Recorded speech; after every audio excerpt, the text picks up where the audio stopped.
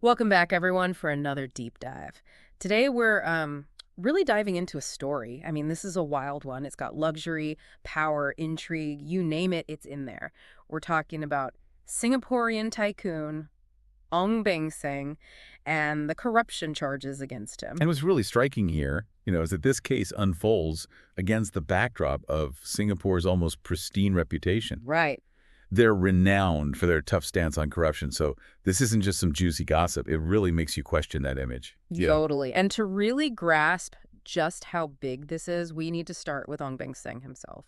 I mean, this isn't just some guy with money. We're talking about someone who played a key role in shaping how the world sees Singapore. This is the guy who brought us Formula One racing. Right in the heart of the city-state. And you know what? That was a brilliant move. I mean, before the Grand Prix, people thought of Singapore as this, well, kind of sterile business hub.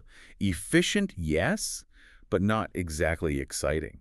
But F1, that injected a much-needed dose of glamour, of excitement. It put Singapore on the map not just for speed demons, but for global brands and tourists, too. You know, it's interesting you say that because it really highlights the impact of that decision. It wasn't just about bringing a race to Singapore. It was a calculated risk that paid off, changing the country's image completely. Absolutely. It was a complete rebrand. And it worked. And let's not forget Ong's other ventures. His company, Hotel Properties Limited, they're major players in the whole luxury hotel scene. We're talking big names like the Four Seasons under his belt. This is a man who understands luxury. And how to wield it.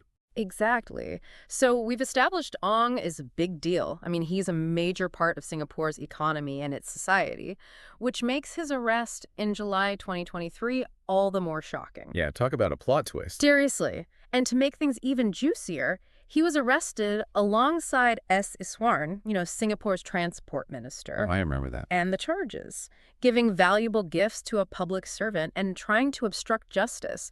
Now, it's important to remember, in Singapore, ministers are paid well. Their integrity is a big deal. It's part of the national identity, really. So these charges, they suggest something seriously wrong was going on. Absolutely. This wasn't just bending the rules. This was breaking them, at least according to the allegations. Exactly. It's like that part in a movie where you think you know who the bad guy is, and then bam, everything you thought you knew gets flipped.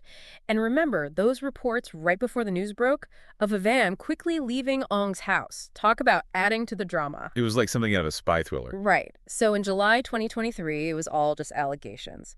But then in October 2024, things took a sharp turn.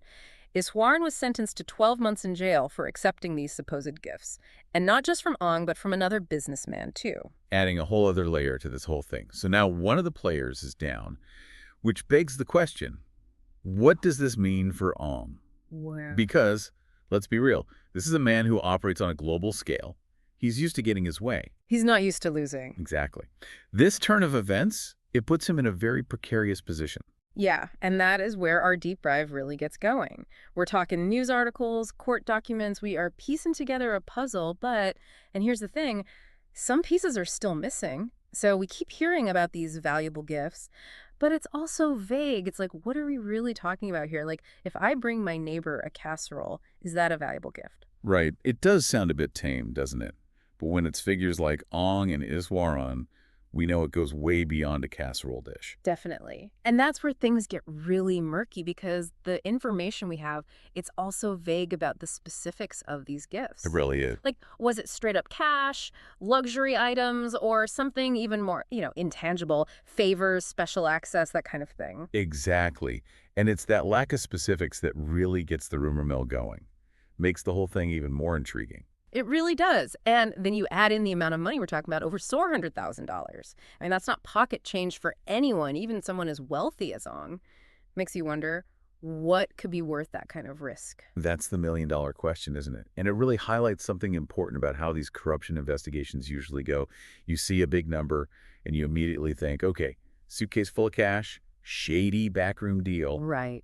But the reality is it's usually way more complicated than that. So you're saying it's more about finding the connections? Like, what benefit did someone get in exchange for something else? Exactly. Finding that quid pro quo. Yeah. It's about proving there was some kind of agreement, even if it wasn't spoken out loud. Yeah. It ended up influencing someone's decisions. So the CPIB, they wouldn't just be looking for one big piece of evidence. They'd be trying to put together a whole puzzle. Okay, so what kind of connections would they even be looking for in a case like this? Well, they'd be scrutinizing every interaction between Ong and his Warren, business deals, contracts, any financial transactions. Did one of Iswaran's policies suddenly benefit one of Ong's businesses? Hmm. Was a competitor pushed out of the picture at a crucial moment?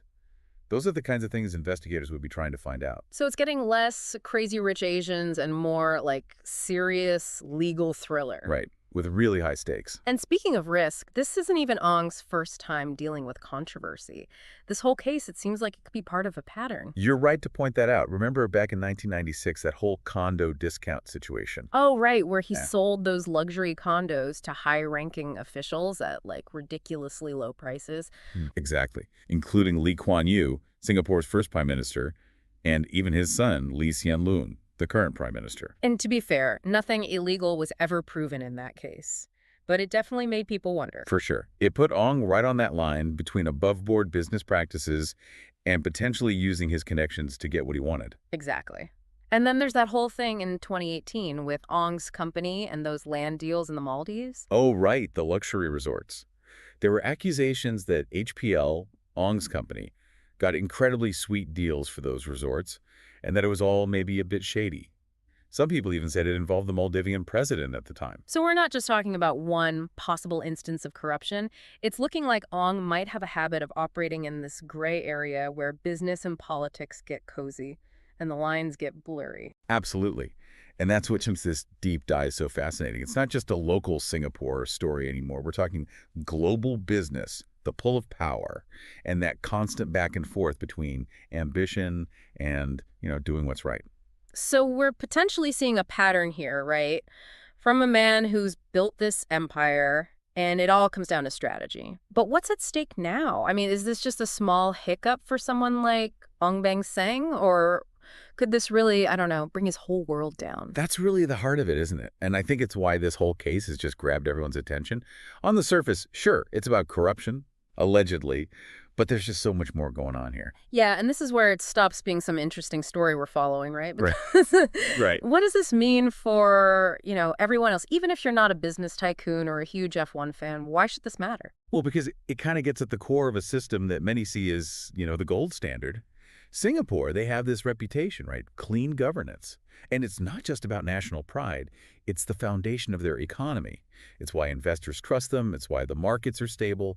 It's everything. So you're saying that even the smallest crack in that image could have huge consequences. Oh, absolutely. Think about the businesses in Singapore, the investors. And let's not forget about that Formula One Grand Prix. It brings in so much money, and it's all tied to Ong's vision. If sponsors start backing out, if the event gets a bad reputation, the impact could be enormous. It's like that Jenga game. Exactly. You pull out the wrong block, the whole thing could come crashing down. And this trial, it's like we're watching those blocks get pulled out one by one. And you just don't know what's going to happen next. Yeah. Right. Like, who else might be involved? What other deals are going to come out? It's like we can't look away. It's true. And it's not just about the verdict, right? Even if Ong Beng Seng walks away from this, something's changed. How so? This whole thing, it's highlighted how murky things can get with wealth and power, not just in Singapore, but everywhere. It makes you think about the systems we've built and whether they really work the way we think they do. And that's what we want our listeners to take away from this. Absolutely. Question everything. Don't just accept the story you're being told. Dig a little deeper, be skeptical, demand transparency. Because at the end of the day, this isn't just about one man or one country. It's about ambition and ethics and finding a balance between those two. And that's something that affects everyone, everywhere. It really does. We've given you the basics today, the key players, the possible outcomes, but this story is far from over. Not even close. So keep your eyes peeled, see how the trial plays out, and most importantly, keep asking those tough questions. That's what it's all about. It really is. We'll be back soon with another deep dive looking at a whole new topic, but until then, stay curious.